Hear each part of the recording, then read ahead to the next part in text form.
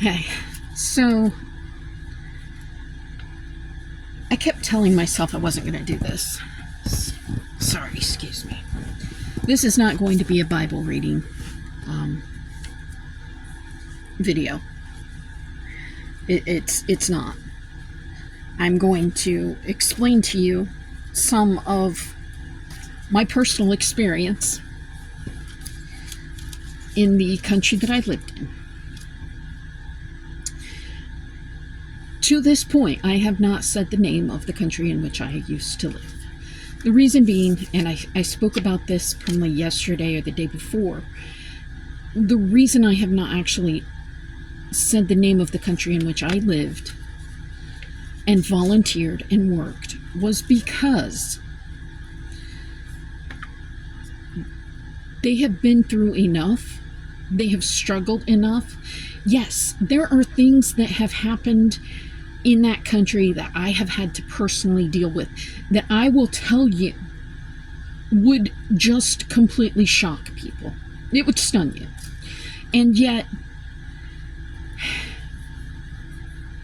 they happened not because there was anything wrong with the people, and I do not want them judged, and that is why I have not spoken the name of the country.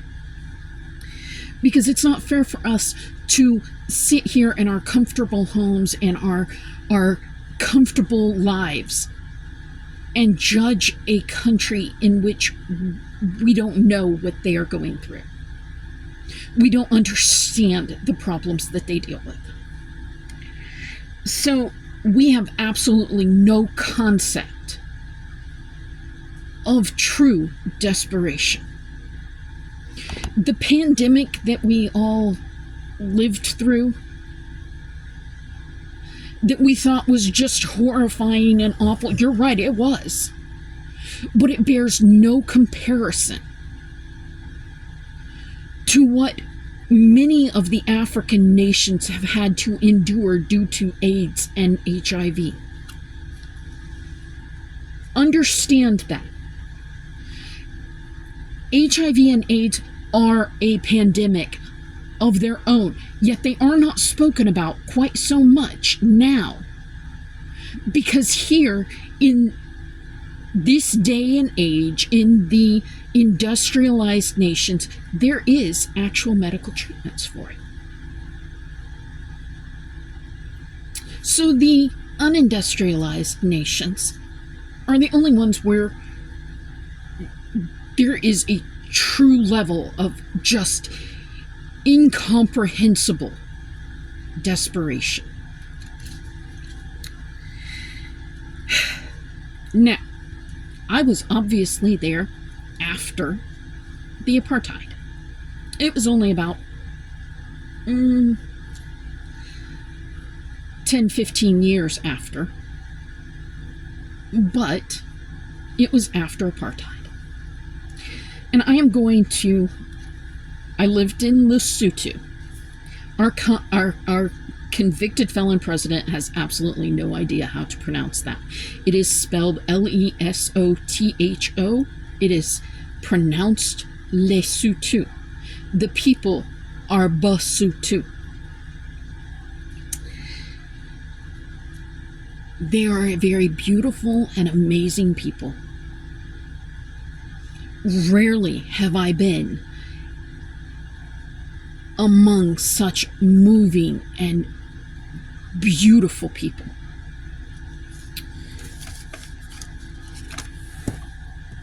That is a picture of me as a volunteer at another volunteer's house. She decided to teach some women that day cooking, and each of those women brought their children, and since I was doing pretty much nothing, they both gave me their child. And I sat there holding their kids while she taught them to cook various recipes, because they were both very young mothers. This again was at her house. It was during a training, and the animals there are generally there because they have a job.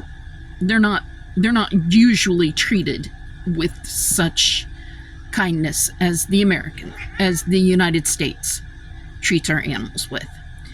So this was a real treat for the cat and the dog.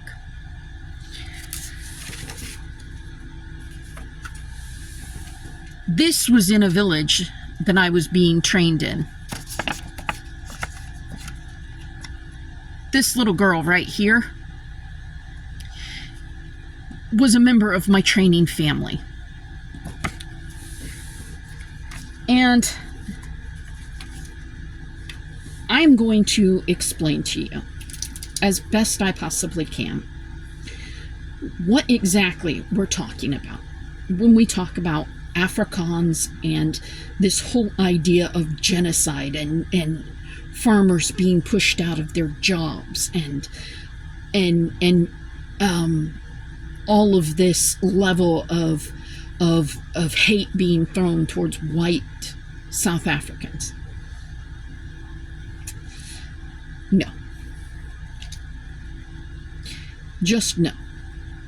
Just absolutely no. My training family was a very young mother with 2 little girls, and her husband worked in the diamond mines of South Africa. I met him one time. The reason I met him, the only reason that I met him, was because he had told his boss that the white American that was living in his house for training purposes to learn how to make her way in the villages of this country was going to be leaving. Had been there for a small amount of time and would now be leaving. I'd been there for about, I think it was maybe 4 or 5 weeks, I don't remember. The total training was about 10 weeks, and I think it was that we lived in a village for, I think we actually lived in a village setting with a family for about 4 or 5 weeks, and then we actually spent another 4 or 5 weeks in a training facility, and we spent a weekend at another volunteer site so that we understood the way that the volunteers would be living their life. And then we also, at that point, we got to spend a weekend at our site before we finally took our oath of service and would then go in and work as volunteers. The amount of time that I was living in the village with this family, like I said, I met her husband one time, and that was the day that I was leaving. This man worked in the diamond mines. The organization that I was volunteering for was paying this family to host me during my training. So it was at a level of income that would be supplementing this woman's life. She would actually be able to pay for her bills, send her daughters to school, pay for uniforms and books and all of that good stuff. She would be able to provide food for her family. She would be able to do any number of things by hosting a volunteer.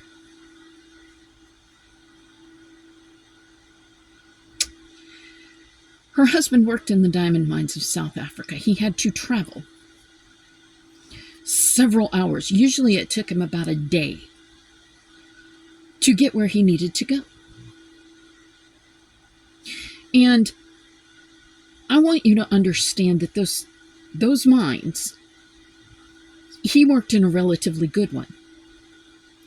So he still had a little bit of money to be able to travel back and forth occasionally. He hadn't been home in 6 months. 6 months, and the only reason he was being permitted to come home at that point in time was because a white girl was living at his house and preparing to leave, and he needed to at least be able to honor her with a visit. The extent of time that I actually had to meet him was about 30 minutes. He came home, was home at like 1 or 2 in the morning. He was gone again by 6 a.m. because he had to be back by the very next day. It was just enough time for me to wake up, be greeted by this man, be told how great it was that he had somebody there visiting and how happy he was, so that he could turn around and go back home. His wife hadn't seen him in 6 months. You don't think that they could have spent that 30 minutes finding something else to do? I guarantee they could have.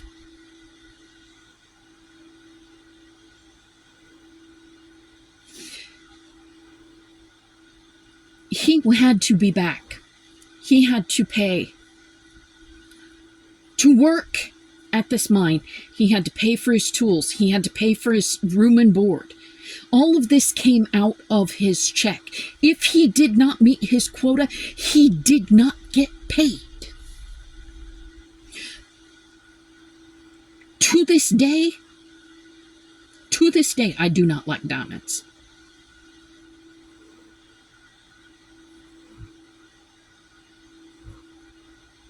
The treatment for the employees is ridiculously awful. And I assure you that most of those mines are not owned by black people.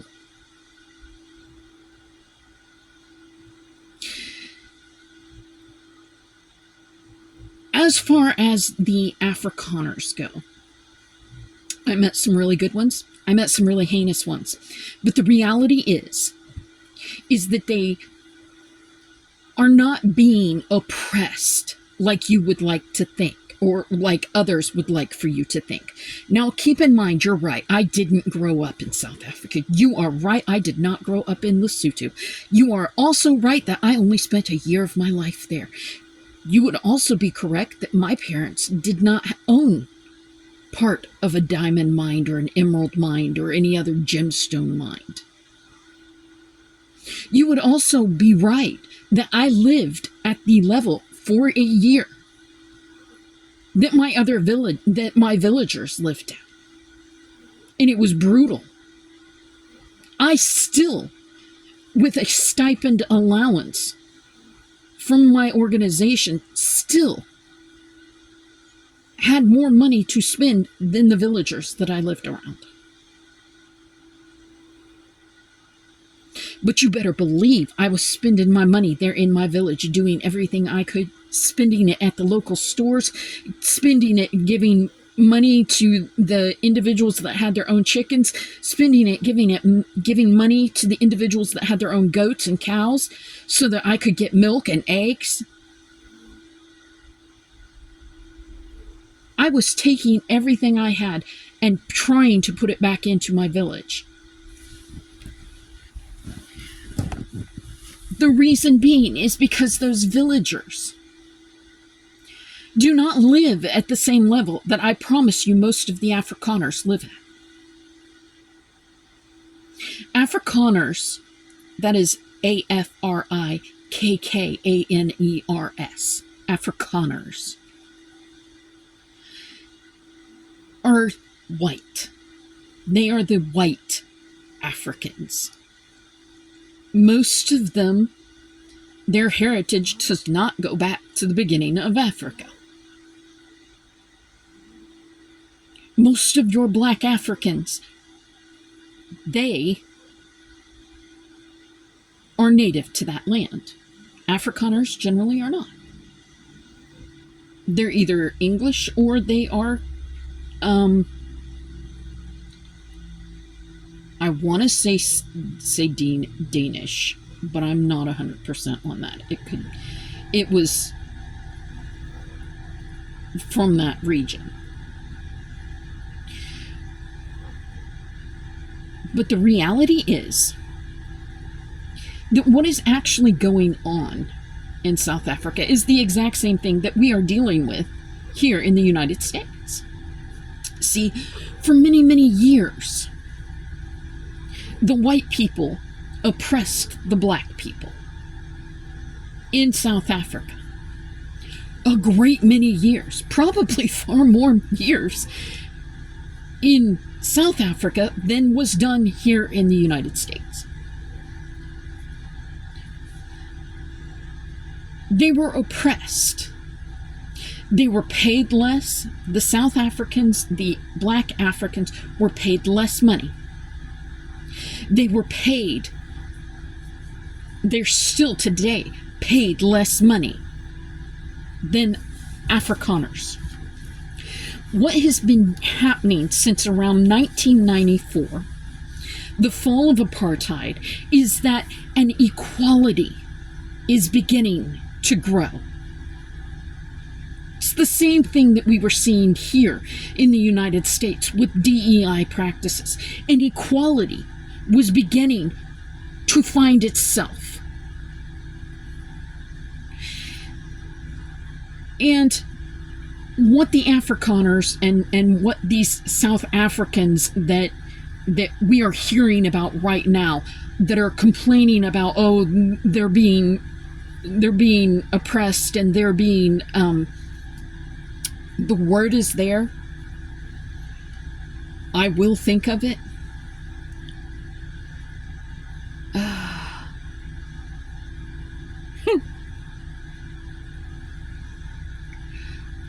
Essentially, they're saying that they're being cheated out of these jobs. They're not. They're not. They're saying that they're being prejudiced. There are prejudices against them. It is not that there are prejudices against the South Africans. What it is that the black Africans are finally being able to reclaim some level of stable equality with the white Africans. That's it. They are finally getting to an equal footing. And because of that, there are, and it is not because they're choosing more black Africans because of racist policies. No, it is not because of that. DEI was never about choosing anyone, and it is not the racist policies that, for whatever reason, this criminal president wants you to believe it is. The reality is that for so long in South Africa and in the United States, there were so many bigoted, racist laws denying black Americans and black Africans the opportunity to actually to meet up to their potential. Plain and simple. Skin color does not determine capability or potential. And yet, for so many years, white people acted like it did, so they oppressed anybody that had a little bit of melanin in their skin. For so many years, white people have gone throughout this world acting like they are so much better and so much more loved by God. I'm going to tell you, you are not. God doesn't favor color. Not white, not yellow, not brown, not black. The only thing that is happening within the United States and within South Africa is that they are finally getting to an equal footing. And those that had been in control all this time are looking around, realizing that they are no better than those that they have grown up around, than those that they had been told for so long that they actually are better than. They're finding that they really are not. And they don't like where it's leading, because it's showing that they're not any smarter than the black Africans. The white Africans are not any better at anything than the black Africans. The white Africans don't have any better gifts than the black Africans. I had a student that was going to school in the vocational school that I worked in, that I volunteered in. The boy floored me. He was in his 20s. He could speak English. He was brilliant. Absolutely brilliant. Never finished a higher grade of math, or never finished a higher grade of school than the 7th grade. And yet, I would put a quadratic equation up on that board and he would take off. I started having to go through trigonometry books just to be able to work with this kid, because he was that brilliant. If he didn't understand it, all it took was for me to show him one time and he had it. He could work it with any other equation I put up on that board. He was brilliant. If you showed him how to read a paragraph and diagram the sentence, I promise you he had it down pat. Never went beyond a 7th grade level of school. Yet his whole village put together money to send him to vocational school so that he could come back and be able to do welding projects, be able to teach them how to do building projects, be able to teach them how to do solar panel projects. He was brilliant. Smarter than anybody I had met there. And that includes the other volunteers that came over with me. That includes any of the other Afrikaners and Afrikaans that I met. That includes any of my superiors that were working for my organization. He was straight up brilliant. He could have done anything. But because of where he was born, he was seen as less than. He was pushed out into the herds and was a shepherd boy from the time he was 2 years old until he was able, to go to vocational school. Because even still in the mornings he would have to get up and go and take care of the herds until he was able to go to the vocational school. He was bloody brilliant. But he was not given the opportunities and the chances that any number of white South Africans would have been given. He was not given any number of chances that the white Basotho, or the Mahues, as they were called, the Lahues,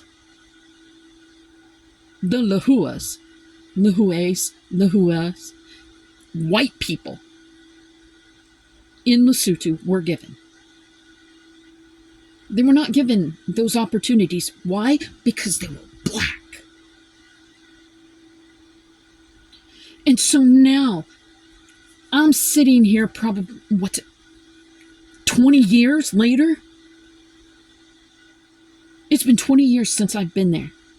And I can tell you with 100% certainty that even though I only spent a year of my life there, I can tell you with 100% certainty that the only thing that is going on inside of South Africa is an equalization of the races. It is not genocide. It is not this oppression of the whites. It is an equalization of the races. That's it. That's all that DEI here in the United States ever was. It was setting the races up at an equal footing. You know, I once saw a very interesting, and I cannot think of where it was or what it was. It was on YouTube, I know that. But it was a conversation between these individuals that it stunned me. Because back in colonial days of the United States, you have to understand that Irish people were not seen as white Americans. Italians were not seen as white.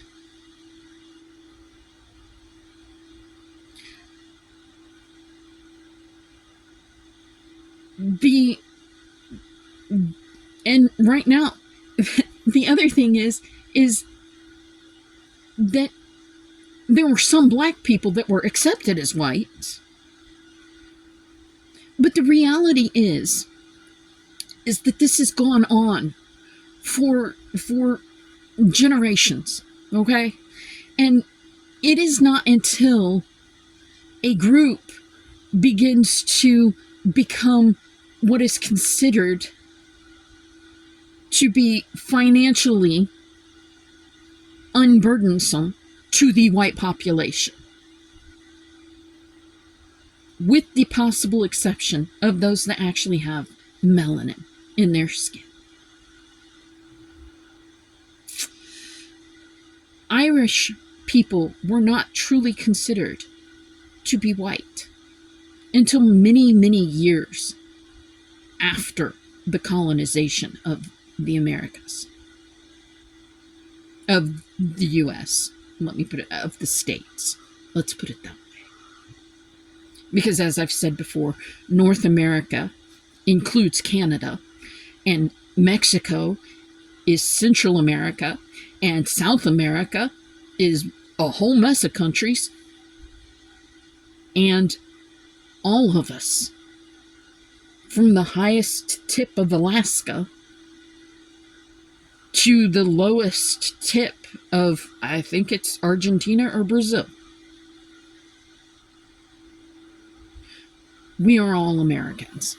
This one just happens to be the United States. So, until well past the point of colonization in the States, Irish, Scottish, German, really, Italians, they were always seen as less than. They were always seen as not white. They were able to gain a much better footing much more quickly, and there are controversies as to how that came about. But they went from being so thoroughly disgusted by the Americans that eventually they became what was thought of as not being a burden, so they were white. They were no longer Irish. They were no longer Italian. And yet still, we find a way of separating ourselves. And still, we do not permit those that have a darker skin color or a different skin color from growing, from obtaining. We do not allow them to be at the same equal footing. The moment that it starts to happen, we wind up with all of this problem of these individuals that stand up and, oh, it's genocide. Oh, it's terrible. Oh, we can't be having this. Oh, they need to be put back in their place. No, they don't. Their place is right next to you.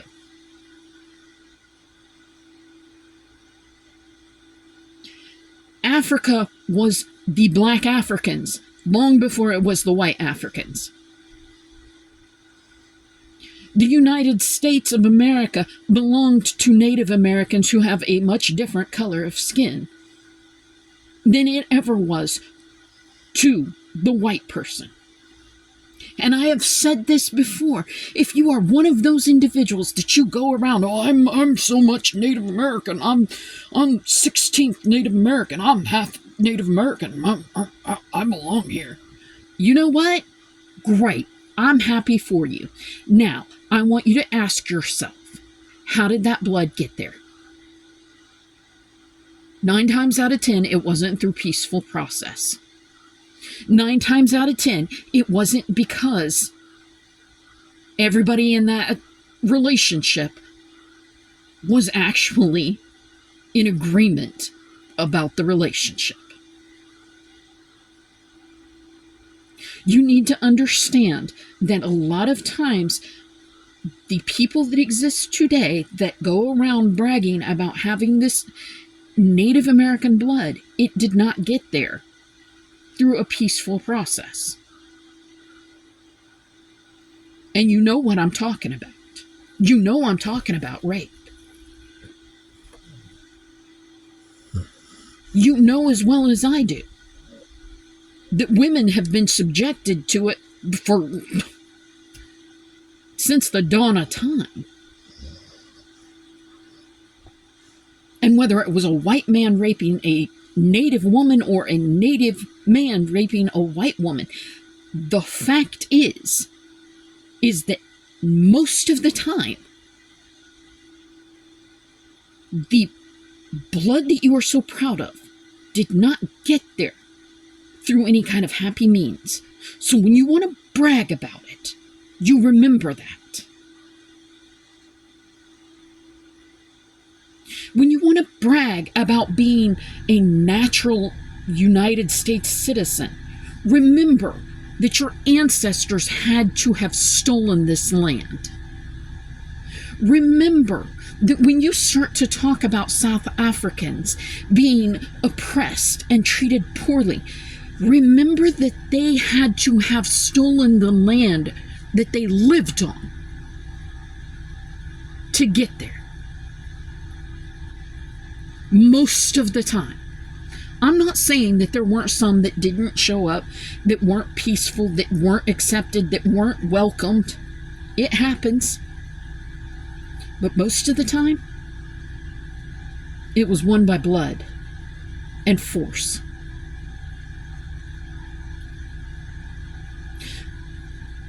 So, no. When you start to discuss what is happening, it is not something that should not be happening. It is a natural progression towards peace and equalization of the races. And that right there is the problem. Because there are still some in this world that seem to think that they should not be considered equal to others. It doesn't matter to them that God doesn't see them as any better than anybody else. And so now they're going around tooting their own horns, talking about how South Africans, these white South Africans, need to be pushed through our immigration system. If you don't have room for Mexicans, you don't have room for South Africans, white or black. If you don't have room for the refugees and asylum seekers, then you don't have room to make a 51st state. And if you cannot see yourself as being equal to someone else because of the color of their skin, well, then I would recommend that you seriously get right with God. Because I'm going to tell you right now, God has no color, and Jesus was not a white man. And I'm going to continue saying that until I turn blue in the face. Jesus was not a white man.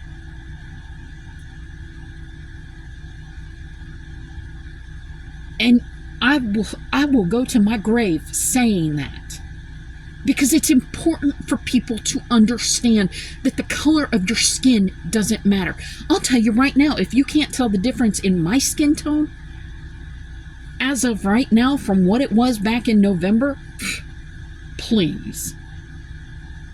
My skin tone has gone crazy. Why? Because I've been out in the sun. It's beautiful. The sun is shining like crazy around here. I go out and stand around in it. I wind up bright red, and then I fade into a tan. Come winter, I'm going to be pure white again. We have got to quit looking at this as a divisive issue. Skin color is just it's a covering. That's all it is. We are equal. And when the nations of the world begin to equalize and accept one another, not as more important than the other, but as finally being on equal footing and recognizing that that is your brothers and your sisters, and it doesn't matter what color skin they have, then we're finally going to get somewhere. Because we're going to finally be able to put away our stinking guns and our bullets and start looking for peace. Because we're no longer dividing ourselves along the lines of land masses and skin colors and genders. You want to start looking to the heavens and start actually seeing where God is at work and when God is coming back? Okay, fine. Start seeking the peaceful means of things. And stop looking at these other countries and saying, oh, well, it's terrible, they're treating these people awful, when all that is happening is a natural progression of peace, of prosperity. Is there going to be a little upheaval until there is an equalization? Yes, there is. But you know what? It's not wrong. It's not wrong for there to be that upheaval so that there is that equalization of the races, so that there is that equalization of humanity.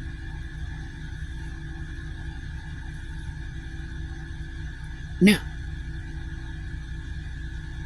I'm going to let that go. It's not going to be discussed about tomorrow in Proverbs when we start reading the Bible. I will post this. And who wants to see it, who needs to see it, well, God can handle that.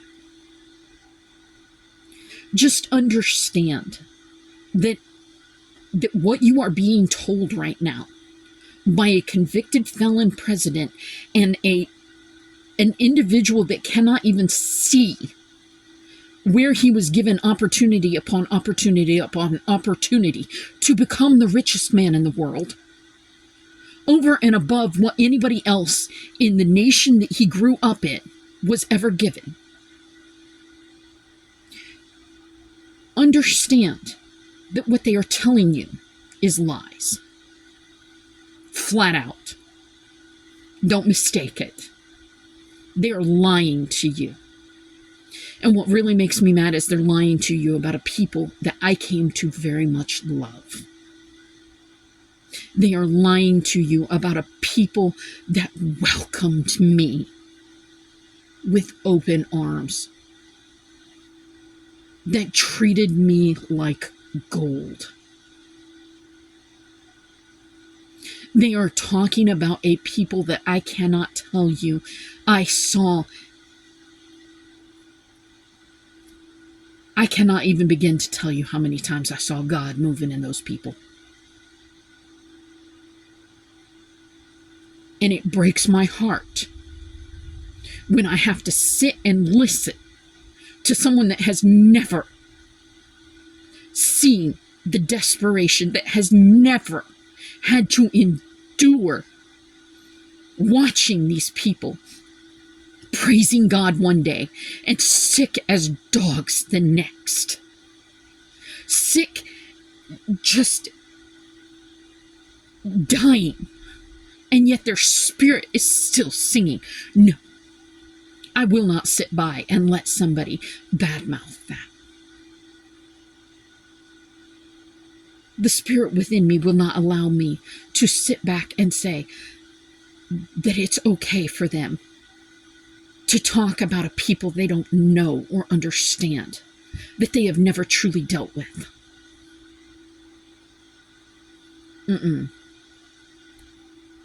Can't do it.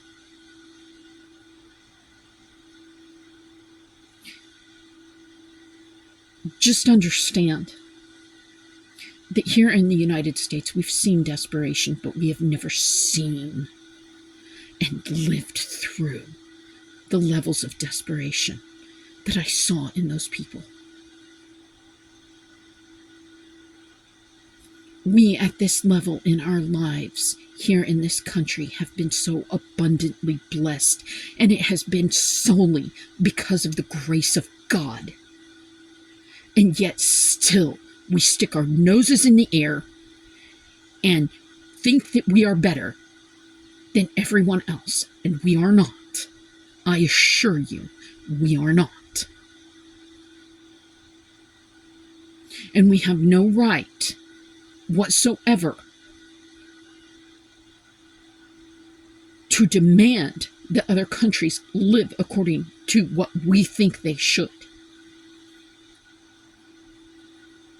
We have no right to demand or that they get rid of these quote-unquote DEI policies, when all they are doing is bringing themselves back up to the same level as everybody else. Sorry, I'm never going to agree with that. Now, I hope that you all have a good day, a great day, what's left of it. I'll see you tomorrow for Proverbs chapter 13, I think. Have a good day.